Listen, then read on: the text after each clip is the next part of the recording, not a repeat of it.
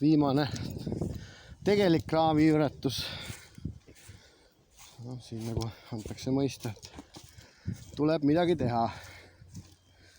Noh, ideeliselt oli vaja sellest ilgusest üle saada. Ja 2 varianti, kas panna otse sealt või panna siit. Noh, lihtsam on isegi siit minna, et lähed lihtsalt, astud siin lihtsalt palgi peale ja oledki üle.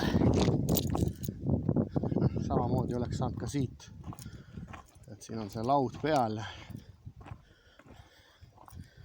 Noh, isegi laine ei löö üle.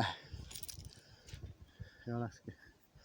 Ja siis ongi ainult siis paremale aju andmine ja natuke seda kruusateed ja siis on liiva peale uhamine.